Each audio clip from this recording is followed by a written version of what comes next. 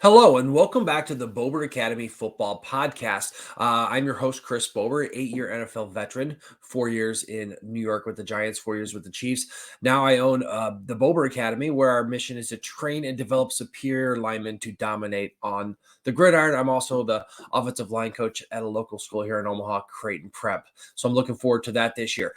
But as we continue on our series, and just a quick reminder, for those of you that are listening to this, be sure to subscribe to the podcast so you get notified of new episodes. And of course, if you're watching this on YouTube, click the button down there to subscribe and get notifications. And wherever you're seeing this on social media, please like, comment, retweet, share, and leave us any comments down below. In the links to everything that we talk about today will be in the caption. So we are continuing our Building Alignment 2.0 series. We started out with the feet, we went to the knees, and now we are at one of the premium joints for our body. And I'm saying this as a guy who had 2 hip surgeries, right? So we're going to talk about hips today, and we're going to bring in, of course, Dr. Nolan Clausen at Midwest Movement.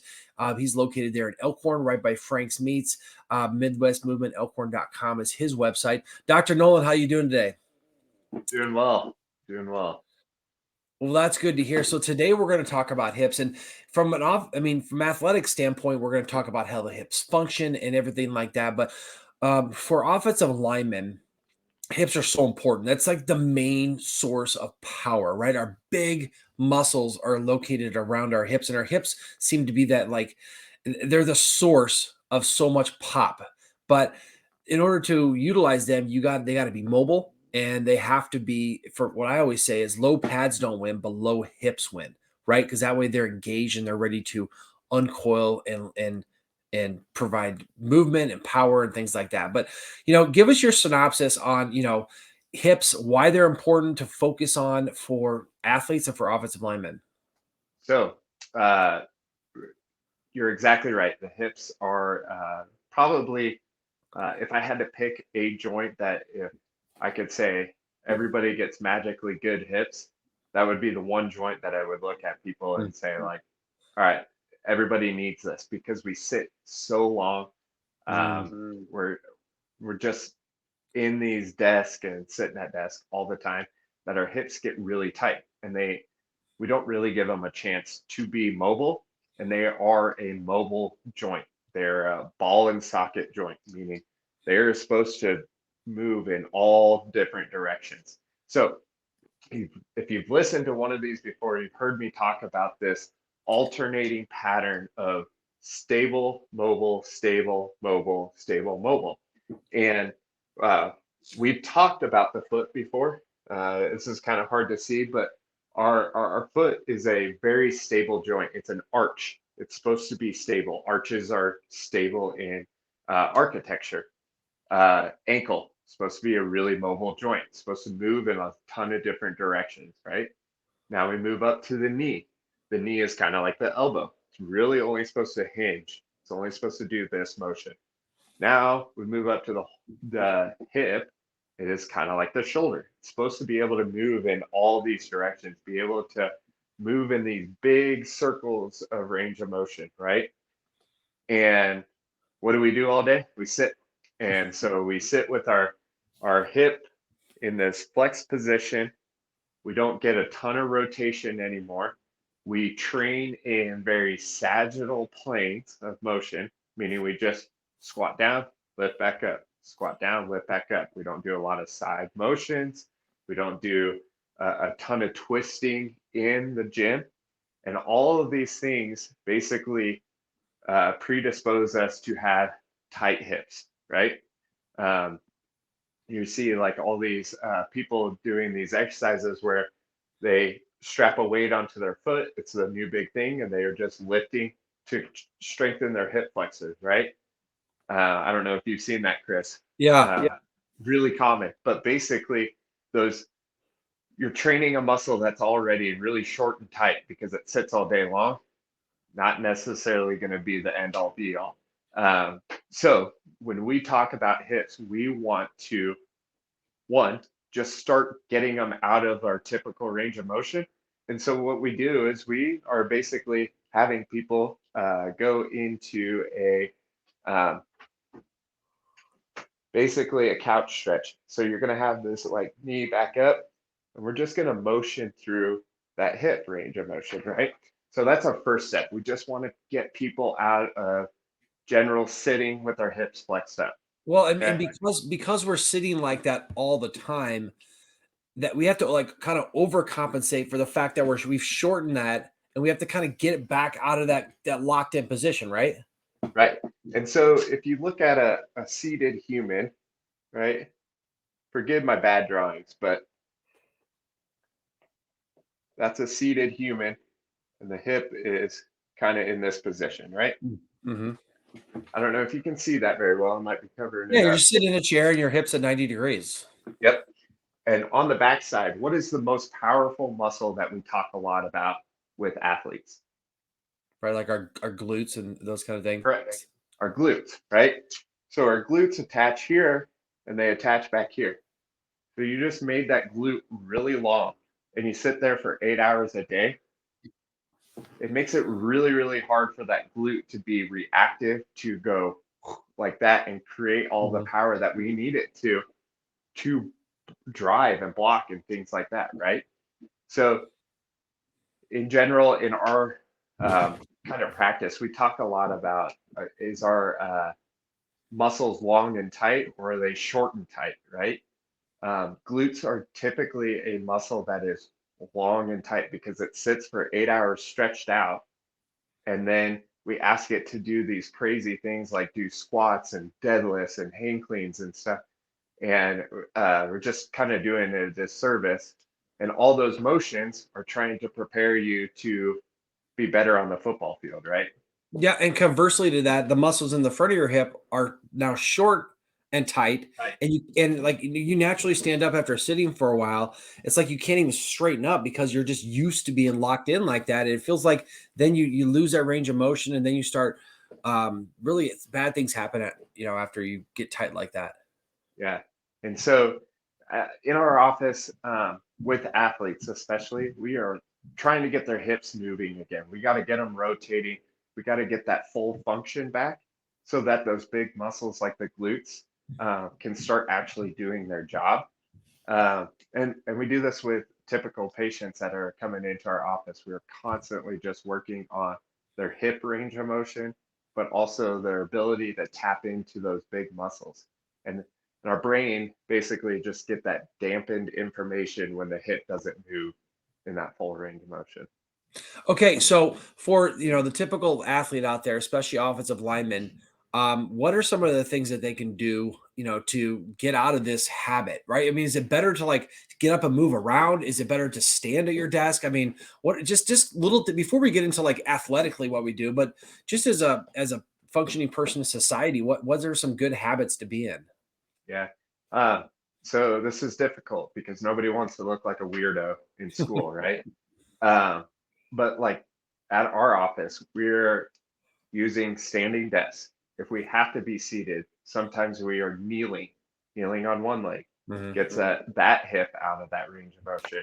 Switch knees and get the other hip out of that range of motion. Or kneel on both knees, get both those hips out of that range of motion. So that's a really good way. Another way is the couch stretch. It's a hip flexor stretch. Just generally get your body in that motion if you have to sit still throughout the day. Like you said, walking around as much as possible, stand up, um, just get out of that range of motion so that those muscles can breathe a little bit and that range of motion can kind of open up. But we I don't know if we're going to still do this, but if we do a video on Yes. some specific exercises like the hip, there's so many things that we can do to start opening them up. And I promise you, it's going to be hard and difficult. But if you can do these things, you're going to, one, avoid injury. And two, you are just going to improve your performance because you're just going to open up the potential of all these muscles being able to do what you trained them to do. Well, let's talk about why this mobility and this flexibility and strength within your hips is important to prevent injury. What does it mean to what happens when your hips are mobile and they can rotate and they have, the proper balance? How does that prevent injuries, and what happens when you don't have that? So in a game of sport or a game of football, there's a lot of uh, variable motions that we have to do. It's not really, there's a lot of factors, right? Mhm. Might have to reach out here. We might get hit from the side, all these things.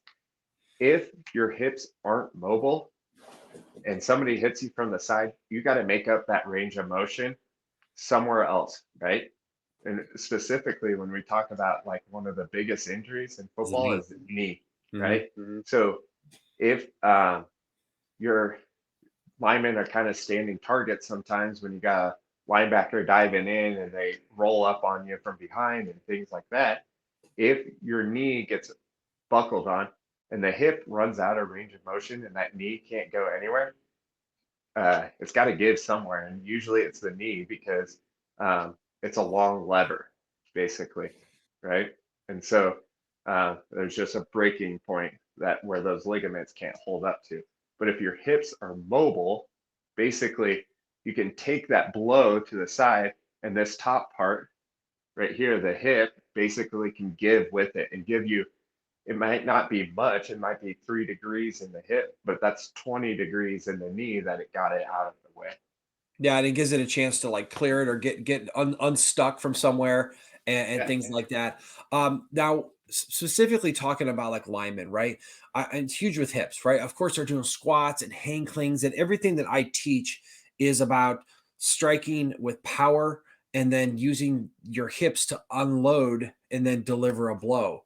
Um, as linemen, I know a lot of them are doing the hip strengthening exercises, but what, just in general, should they be balancing that out with? I mean, I know they're going to squat, they're going to do hang cleans. What are some just overall exercises and or stretches, and then how much attention should they pay to those kind of exercises versus the just pure power exercises? Yeah. So power exercises are exactly what they are. They're just designed to produce the most amount of force, right? And we want to do those. But when we get into our accessory lifts, that's when we can kind of be open up the box of uh, training out of different range of motions that we don't normally do. So lateral lunges, huge. How often do we go side to side Mhm. in our training routines? But how often do we go side to side on the football field? A ton, right? The next thing is step ups, box step ups, things like that. Get that knee way up there where that hip is really flexed and really have to drive out of it with one leg. Um, so as far as like how many reps or how much we're supposed to do, we should be hitting legs in different planes or direction at least 2 to 3 times a week. So That would be even more than doing the pure inline strength stuff, right? Because I feel like the strength stuff builds up that muscle and it's like power, but it's only in one direction. So you got to take and like get that rotation in there and build up like I remember when I had my hip surgeries, I was told there I think we have what 11 or 13 muscles that are attached to our hip, and yeah, they have to fire in the right order. So yes, when I got done with hip surgery, number one, within an hour of being woken up, I was on a bike getting motion back in there. And then I had to go really slow to start firing my piriformis. And then I had to fire my glute minor. And you couldn't go too fast or else you start to develop tendonitis and stuff like that. So it's like you should get that range of motion in there to complement the power so you have access to it whichever position your hip is in, right? and so some of the training we do here is we take your hip to that end range of motion. So Mhm. like if you take your hip and you only got 15 degrees of internal rotation, just meaning you're rotating your hip in, or if your knee is bent, your foot comes out, kind of a thing. If what we do is we take you to that end range of motion and then we make you work in there, right? So we're making you work at the end range of motion so that we can tap into that free Mhm. range of motion, right? Um, it's kind of similar to what we are talking about. Like in football, you're going to get close to end range of motions Hmm. Not that you intended on it, but like football is going to force you close to those end ranges. Um, in in the gym, we don't get close to those end ranges very often, and so um, this is why coaches will talk about full depth, uh, things like that.